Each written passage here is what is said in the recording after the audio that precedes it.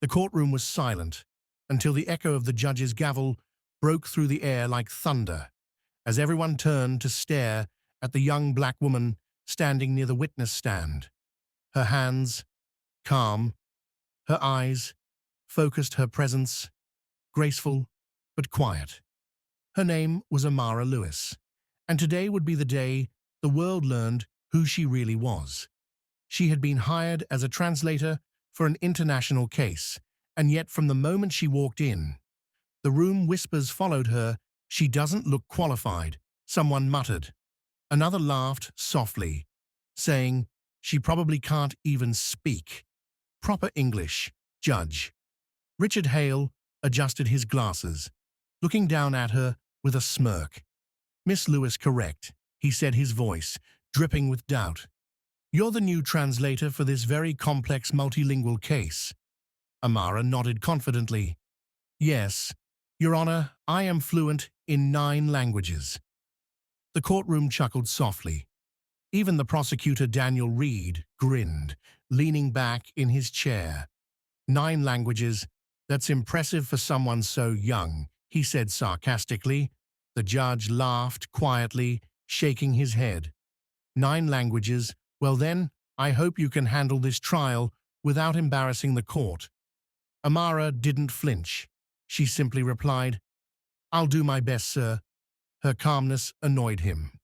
He wanted to see her nervous, but her voice carried quiet authority, like she had nothing to prove and yet everything to show. The defense attorney, Sarah Miles, noticed the tension. Her jaw tightened as she whispered to her client under her breath, "Watch this girl, she's something different." The case began, and Amara started translating documents, switching between French, German, and Spanish effortlessly, her tone flawless, her accuracy unmatched, until the judge interrupted her in disbelief. "Wait a minute," he said. "Are you sure that's what was said?" She met his eyes directly. "Yes, Your Honor, I'm certain." "Would you like me to translate the same sentence in Mandarin as well?" The entire courtroom went silent. Her words carried power, not arrogance. And suddenly the judge realized she wasn't just good, she was exceptional. The prosecutor tried to catch her mistake, but found none. Daniel frowned, flipping pages fast, trying to prove her wrong, but every attempt only highlighted her brilliance. As the minutes passed, the laughter that once filled the room faded, replaced by uneasy silence, and the sound of respect beginning to grow. When she finished her first translation, the courtroom broke into murmurs of awe. Even the bailiff looked impressed.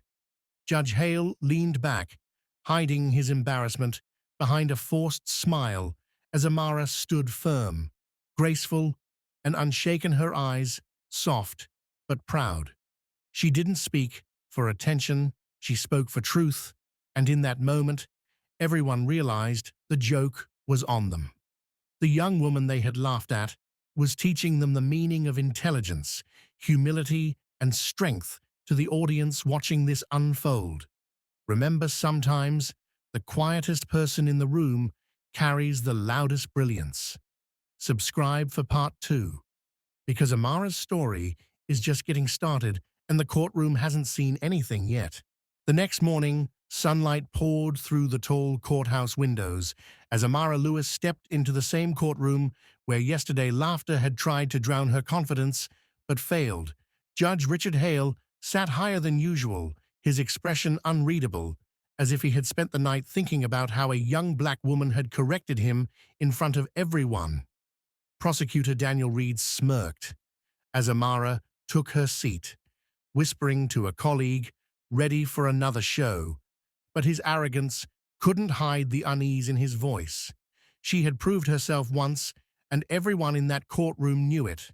Sarah Miles offered Amara a brief smile, the kind that said, "I'm on your side," and for the first time, Amara felt someone saw her. Not just her color, not her gender, but her capability. Judge Hale cleared his throat. "Miss Lewis, before we begin, I'd like to test your accuracy once more, if you don't mind." Amara looked up, her voice calm. "Of course, Your Honor." He gestured to the witness stand, where a nervous, foreign businessman stood ready to testify in French. The courtroom waited as Amara began translating each word flawlessly, her tone respectful, her rhythm smooth, her command of language effortless. Daniel Reed leaned forward, trying to catch her off guard, interrupting her mid-sentence translate. "That in Spanish now," he said sharply, without hesitation. Amara did it then again, in Italian, then in Arabic, and then in Mandarin, her voice never trembling, her confidence unbreakable. The courtroom was silent, except for her voice echoing through the hall. The judge leaned forward, trying to hide his disbelief. His pen stopped moving, and for a brief moment, his prejudice faltered. He saw skill, not skin. Sarah watched carefully. Noticing the shift, the defense whispered to her, "This woman's a genius, isn't she?" Sarah nodded. "She's the kind of person they'll write stories about." Daniel leaned back, his face tightening as he realized every sarcastic comment he'd made yesterday now made him look foolish. When Amara finished, the witness smiled gratefully, bowing slightly toward her. "Thank you, mademoiselle. You translated me perfectly." Amara bowed her head gently. "Just doing my job, sir." The judge cleared his throat again, this time softer. "Impressive, Miss Lewis. Your work is quite remarkable." Amara met his eyes with grace. "Thank you, Your Honor," though her tone remained polite. Everyone could hear the quiet strength behind her words. After the recess, she walked past a group of clerks who had laughed at her before. Now whispering admiration, she could feel eyes on her. But this time, it wasn't mockery, it was respect. Even Bailiff John Carter, who always kept silent, nodded subtly as she passed him. That gesture, small but sincere, meant more than applause.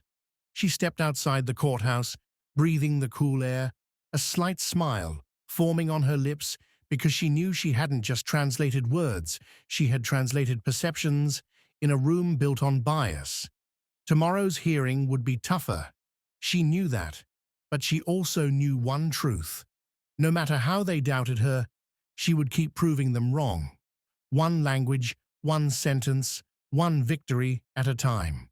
Stay tuned for part 3, because Amara's strength is about to be tested in ways she never imagined. And don't forget to subscribe and comment if you believe silence can still speak volumes. The next day, the courtroom buzzed with tension as Amara Lewis entered, her head held high, though she could feel every stare pressing against her like invisible weight. Judge Richard Hale sat quietly flipping through files, his usual arrogance replaced with something new. Curiosity. Prosecutor Daniel Reed smirked again, but this time there was hesitation behind it, as if he was unsure whether his pride could handle another loss. Sarah Miles gave Amara a small nod from her table, her calm confidence like a quiet promise that she wasn't alone. Today's case was more complicated, involving 3 witnesses, all from different countries, each speaking a different language. The moment Amara took her position, Daniel's eyes gleamed, ready to trip her again.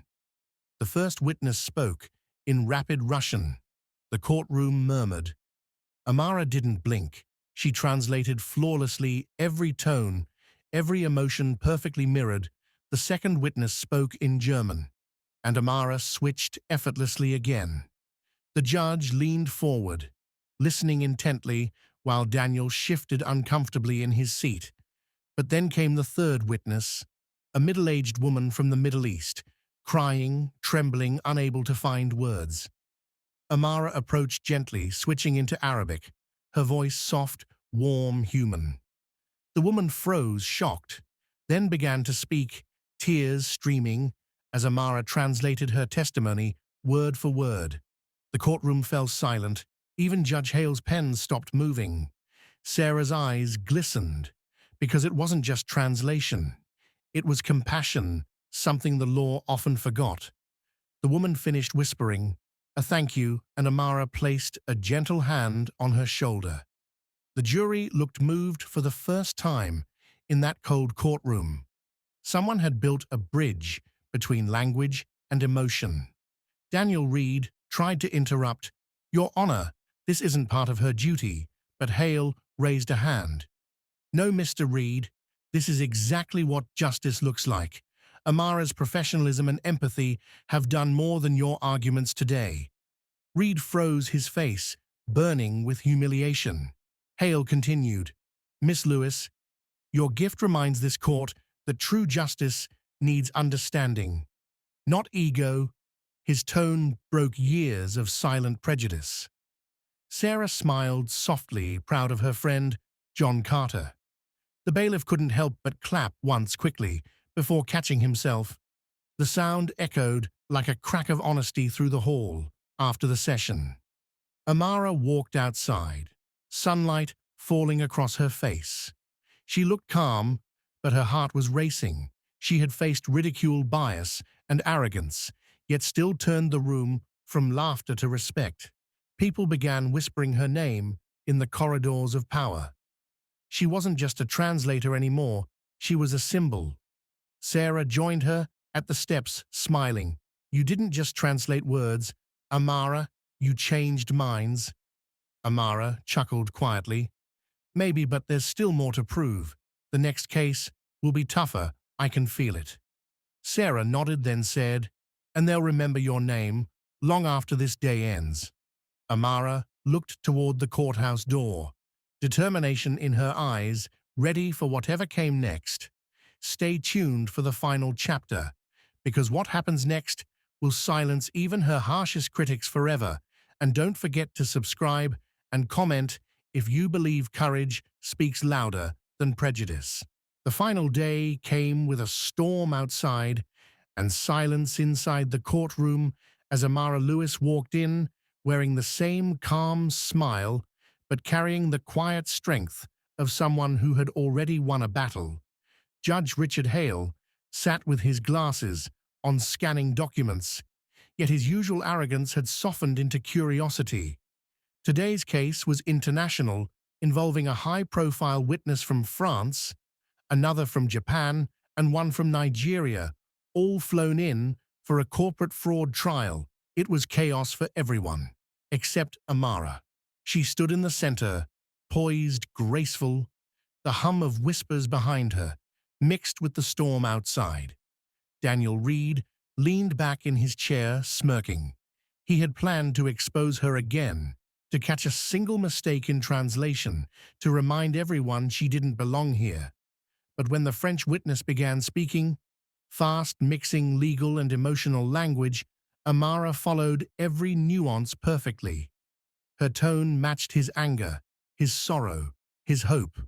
When the Japanese witness spoke next, Amara switched languages seamlessly, her words sharp, precise, and respectful. Even Judge Hale was amazed, leaning forward like a student before a teacher. And when the Nigerian witness spoke, Amara smiled gently and answered back fluently in Yoruba, earning the man's tearful gratitude. The courtroom fell breathless. Daniel's pen froze. Judge Hale removed his glasses and simply stared. He could not find a word to say, because in all his years on the bench, he had never seen anyone control the courtroom without raising their voice. The silence stretched before he finally spoke. "Miss Lewis, please step forward." She did, her steps steady and sure. Hale's voice trembled slightly. "I once believed intelligence had boundaries, culture, education, language, but today you have shattered that illusion completely. This court owes you respect, not apology." Amara nodded humbly. "Thank you, Your Honor. I only wish every person was judged, not by color, but by character." Her words landed heavy and real. The audience of lawyers, reporters, and jurors sat still. Daniel looked down, ashamed, unable to meet her gaze. Sarah Miles smiled, tears in her eyes, proud of her friend and of what justice finally looked like. John Carter, the bailiff, who once kept silent, stepped forward and clapped slowly. Soon everyone joined him, their applause echoing through the hall, drowning out the thunder outside. Hale rose from his seat, walked down from the bench, and extended his hand. "Miss Lewis, it has been my honor to learn from you today." She shook his hand graciously, her eyes calm, her spirit unshaken, as the courtroom erupted with respect and pride. Outside cameras flashed, news reporters surrounded her, asking how she knew so many languages. Amara simply said, "I learned them because understanding people is the first step toward ending hate." Sarah placed a hand on her shoulder, smiling softly. "You didn't just speak 9 languages. Amara, you spoke humanity." And for the first time, even the old walls of the courthouse seemed lighter. The storm had cleared both outside and inside, and as Amara walked away, the words of the judge still echoed behind her. Respect beyond race day. Tuned for more powerful stories like this, and don't forget to comment your thoughts and subscribe. If you believe intelligence and kindness are universal languages that the world needs more than ever, today's lesson. True power isn't in how loudly you speak, but in how deeply you understand.